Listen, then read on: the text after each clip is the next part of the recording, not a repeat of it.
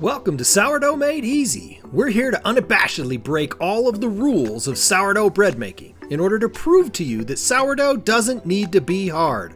Please like and share this video and subscribe for more easy sourdough tips. All right, welcome back. It is now Monday, which is day 8. So this will be the day 8 starter. It's been sitting on my counter in this bottle, unrefrigerated, for 8 days.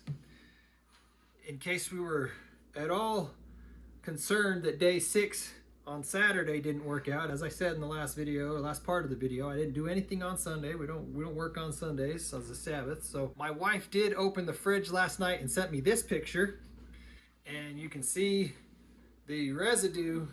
This clearly as day 6 being activated on Saturday afternoon and then fed late Saturday. It was actually Sunday, early Sunday morning. It grew a whole bunch. I thought it was done growing, so I stirred it at about 4 in the morning on Sunday. I was still doing some stuff. Ever since we had the baby, our schedule's just been totally upside down. But I thought it was okay. I put it in the fridge, and then it continued to grow until you see what you saw in that picture, where it totally blew out through the top. So that has led me to now adjust things a little bit more. I sent out some more of this starter today with a new card, and this card reads, put the contents in at least a quart-sized jar. That's just to keep you from needing to switch it. For the sake of this video, I'm still going to do it in the pint jar to start with because it's skinnier and you get to see more of the rise. Half a cup of flour, half a cup of water, then do 3/4 of a cup of flour and water in this, in hopes that you avoid this massive blowout that I had, because clearly a cup of each was a little bit too much when it gets super active. But I take that as a really good sign, given that 6 days sitting on the counter was still able to revive to the point that even in the fridge, it blew out the top. So very, very good, healthy, active starter that's coming your way when you order the live ready to bake with starter. And I think that I can reach anywhere in the country, for sure, if I have to send it priority shipping anywhere in the country within 6 days, and maybe even just normal shipping within 6 days. And so anyway, just to continue this video, I'm going to go ahead and go for the 8th day, see how this revives. My guess is it's going to take quite a while, maybe 8 hours or more, to really start to get activated with the first feeding. But if it does, if we do start to see some bubbles, then I'll go ahead and feed it the 3/4 and 3/4 like I've got there and see how we do. So as you've seen now, 4 or 5 other times before, we're going to put a half a cup of water. So we've got our half a cup of water. I'm going to stir this up. I don't see any mold or anything, so I think we're good as long as the culture is staying alive. Every time I do this, I remember I wanted to put a little bit in there to shake it out.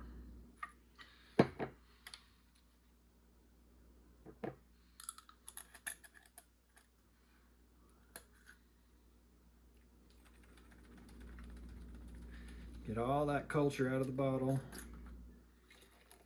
Okay. Stir that up a little. And then half a cup of flour. Like always.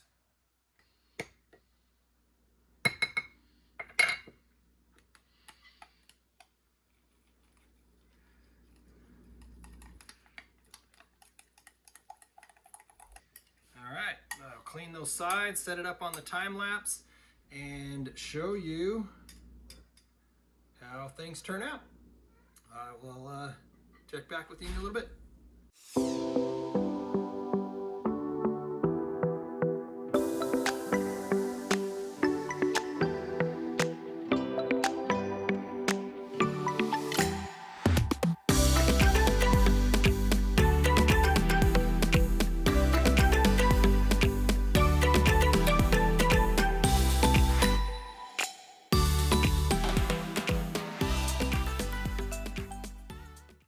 Okay, we may have reached the end of this. I'm not quite sure yet. This one here, which is day 8, has now been sitting on that counter, having been fed for 8 hours, 9 hours maybe. Yeah, 9 hours. There were a few bubbles in it. I stirred it up a little bit and put it back over there. I'm not going to feed it again. I'm going to leave this out. I'm about to head to bed, and we're going to leave it out and see what happens. If I wake up in the morning and there's a bunch of activity that went on through the time lapse, then we'll feed it tomorrow morning and get it back up and active like we have all the rest. Or we will know that 8 days is pushing it past its prime, past its limit. What we're going to do with day number 6, right? Because Saturday was 6, we skipped Sunday the 7th. That's day 8. Day 6 that blew up in the fridge, you saw that earlier, has calmed down a bit. It's come down. It's now cold and hungry from the fridge like we like to bake with. The chocolate loaf that we did a few nights ago was such a hit with the family that they begged me to make some more, and we are taking a pepperoni pizza loaf and the Italian cheese bread loaf to a customer, and I'm going to try and upsell her on a chocolate loaf. So what I decided to do was in this video show you how to make triple batch of our triple chocolate sourdough loaf with the starter that we reactivated on day 6. So you can see how well this starter that was 6 days old on the counter, unfed, then it was refed, reactivated, totally blew up in the fridge, so you can tell it's super active. And now we're going to bake some bread with it so you can see just how well it works. So here is my triple chocolate loaf recipe. 12.2 ounces of starter to start with. And that's just 3 times the normal 4.1 that we usually do for a single loaf. You're just tripling the loaf. And I like 2s, so I cut it off at 12.2. So 12.2 ounces of our starter, which pretty much drained that. So we know we lost about 4 ounces of starter when it blew up in the fridge and went all down the sides. Because last time I made 4 loaves total, and this one has barely been enough to do 3. But this is a perfect example of if you were using this jar and you ran out and there was that much left in the bottom of the jar, that is plenty of culture to then just feed it, 3/4 of a cup of each, or a cup of each if you want to get close to blowing off the top, and then stir it up and leave it on your counter, and you would have a full jar of starter ready to go again in the morning. For the sake of having a whole gallon of Isaiah, my normal starter in the fridge, I'm just going to clean this one up. We'll be done with this test, but day 6 is now in the pan, 12.2 ounces of starter. Then we're going to go with 2 pounds, 2.2 ounces of water in our triple loaf. Give that a nice stir. Get that starter all incorporated in there. And then we're going to go with 3 pounds, 12.2 ounces of all-purpose or bread flour. 3 pounds, 12.2 ounces all-purpose flour. You can use bread flour as well. And then we go with 2.2 ounces of salt. And that is our normal recipe right there for 3 loaves of white all-purpose flour bread. That right there is what you would then throw on the mixer and mix it up until it's wet. But in order to make this a chocolate loaf, that's where we come in and we're adding, I did a 1/2 cup per loaf. I'm getting it all over me. 1/2 cup per loaf, so we're going to do 1.5 cups of cocoa powder. Whoa. 1 cup and 1/4 and 1/2 of cocoa powder. So we're going to go with 1 loaf worth, 1/4 cup, 2 loaves worth, 1/2 cup, 3 loaves worth, 3/4 cup of sugar, regular table sugar, and that's it. Now we're going to throw this on the mixer and mix it up just until the dough is all evenly incorporated. All that white flour has mixed in with the chocolate, all the salt and starter and everything gets evenly mixed. We're not going to be kneading it. We're not going to be doing any window pane technique. We're not going to be doing any stretches and folds or any of that junk. We're literally just gonna mix this until it's totally incorporated. And you'll see I'm not gonna let this really knead the dough at all. It's not about building dough structure, it's just about getting it all incorporated, and then we're gonna throw it in the proofing pan, and I'm headed to bed. I'm not gonna do any stretches and folds. I'm not gonna do any of the crazy stuff that people tell us you need to do in order to make this bread. This is gonna be something where as soon as this is got it all incorporated and I don't see any more of the white flour and streaks in with the brown dough, the chocolate dough, then we're gonna call it good. And I'm gonna throw it in my proofing pan. All right, you can see it's pulling away from the edge of the bowl. That dough appears to be fully incorporated. I just put a little piece of white there. But look at that beautiful dark chocolate dough. And this is actually a pretty easy dough to work with. You can see it comes straight out of there. Not really sticking to my hands much at all. But we're going to throw that in the proofing pan. And then we're gonna spread this out. When I come back to this tomorrow morning, this will have filled in, I'm pretty sure, every inch of that pan. One thing that we're gonna do differently with this recipe than others, since we put the sugar in it, that's going to make it ferment faster. It's gonna be more readily available food for the yeast. And so this is going to ferment way faster than typical. So when we did it last time, we'll probably be forming these loaves at about 10 hours instead of the typical 12 to 18 hours that you get with a normal wider wheat loaf. So in 10 hours, we will be coming back, forming this into 3 loaves. And when we form it, we're gonna put white chocolate chips and semi-sweet chocolate chips. That's the triple chocolate chip. And we will be baking them. And then we will explain to you a little bit more about the difference in the baking when you have heavy inclusions in a loaf like chocolate chips. You got to extend the cooking time a little bit, and we will take you to that point. But for now, I am done with this loaf. Following the Sourdough Made Easy process, this loaf is going to sit in this proofing pan untouched right here for the next 10 hours. No stretches and folds, no additional work, no additional headache, just very easy sourdough bread. And then we will bring you back tomorrow to see if that day number 8 revives at all, and to finish this up with the day number 6 triple chocolate loaf recipe going, forming and going in the oven. And I'll see you tomorrow.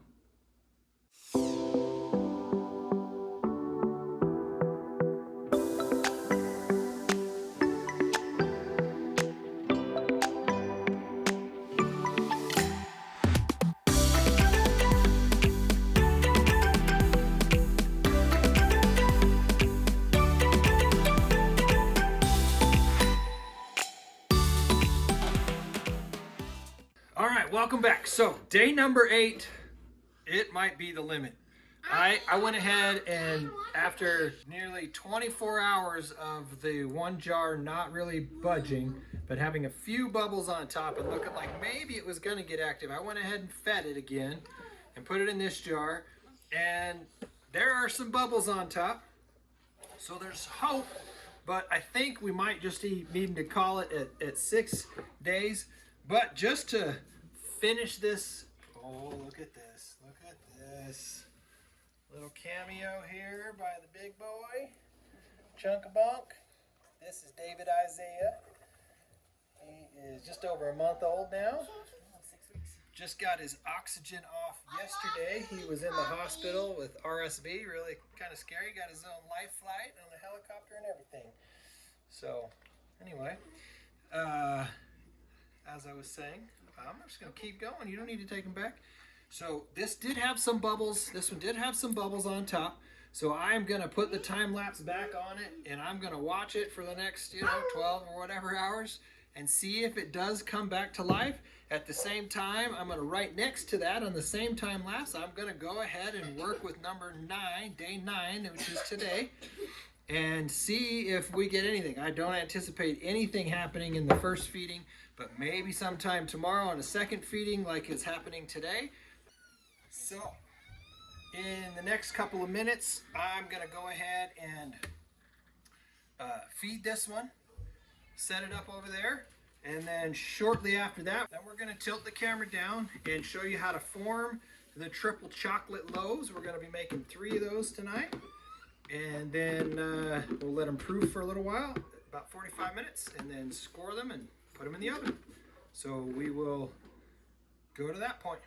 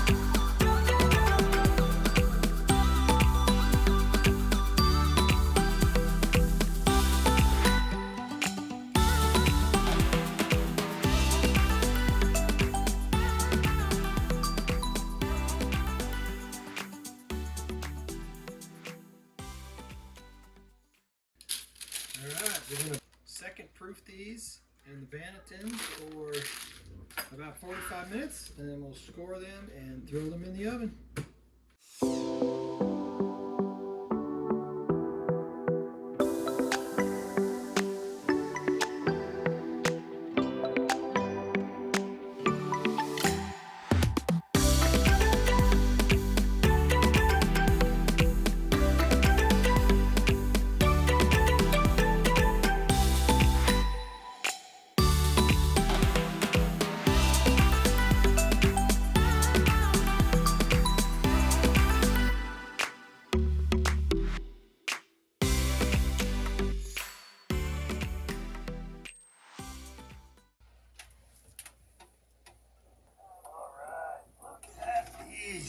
Beauties.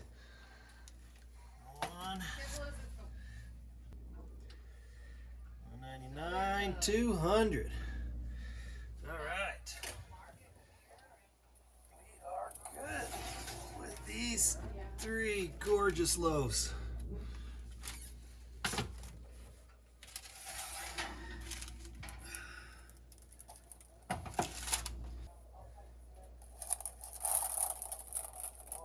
Look at that.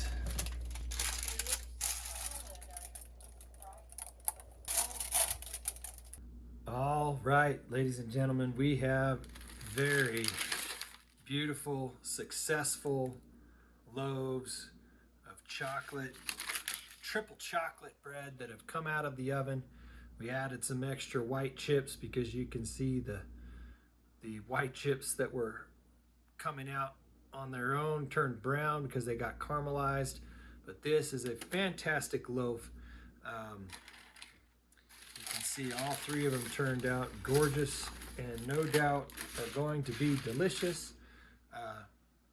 We're going to cut into one of these and probably give one to my mom who's here visiting with us to take home tomorrow, and maybe sell one. Who knows?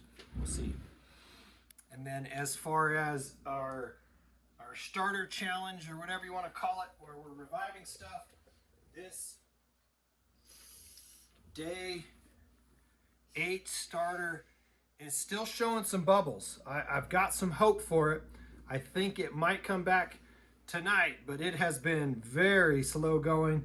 And so I'm gonna put the time lapse back on it for the rest of the night, and we will see how we turn it out in the morning. I'm thinking that if I don't see some action tonight, then we're gonna go ahead and call it and say that max 6 to 7 days is the amount of time that you want to leave a starter out on your counter, unfed, and or in my case, shipping through the mail. I've got to make sure to get it in your hands, preferably in 4 days, 5 days tops. That 6th day, it slowed things down considerably. 7th even, I assume would have been even more. And you've seen 8th is almost dead. So if this does revive back tonight and we see a lot of action in this next time lapse, then I'm going to go ahead and continue to feed day 9 and start feeding day 10, and we will see where this goes. So for now, we know for sure 6 days is good. We're unsure about 7 because that was the Sabbath. We'll see how maybe the 9th and 10th day go tomorrow. So I'm not gonna force you to look at this bread and not see a good crumb shot. And my kids and my mom, everybody wants to try this. So I'm gonna grab a cutting board and show you what the inside of this beautiful loaf looks like.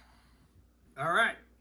So we're going to show you the crumb shot of this beautiful loaf of triple chocolate bread. And look at that interior.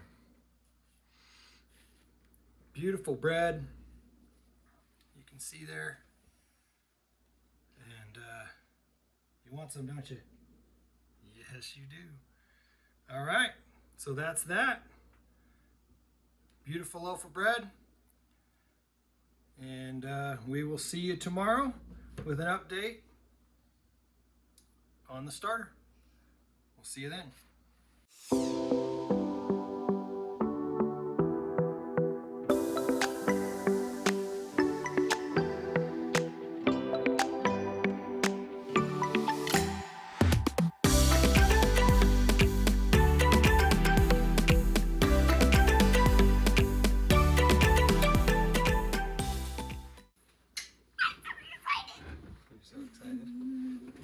All right, welcome back to the wrap up of this starter extravaganza challenge. It has actually been, I don't even know how many days. These starters are thoroughly dead. They did show a little bit of activity, but it was challenging enough, and given that the point of this video has been to determine how long I have to send things to you, I'm going to say that 6 to 7 days is it. So everything that we ship out when you order your live active ready-to-bake starter is going to go out the door and be sent priority mail so that it can get anywhere in the country inside of that 5 to 6 day window, so that you have no problem reviving them like I had when we got to day 8. We actually did have in this process, I have been sending them out. We have people who have ordered them on our website, and we had somebody in California where the post office said it was going to arrive Friday, which was day 4 or 5, but it didn't arrive until Monday, and they had to jump through a couple of extra hoops. But that 7-day starter did revive for them, and they are now baking bread with it. And so we know that as long as I can get it to you inside of that 7-day window, we are good to go. So that's what we're going to call it. We're gonna go ahead and say that. So no need, if you're just watching this out of curiosity about how long you can leave a starter out, there is definitely no need to feed your starter every single day, especially when you're following our cold, hungry, straight from the fridge process with our 10-minute sourdough made easy method. But you can definitely leave a starter out on the counter at least 5-6 days without being fed, and then feed it, bring it back into activity, and bake with it. And so that's going to wrap up this video. We are about to shoot a video where little Miss Adelaide here is going to make her own loaf of bread.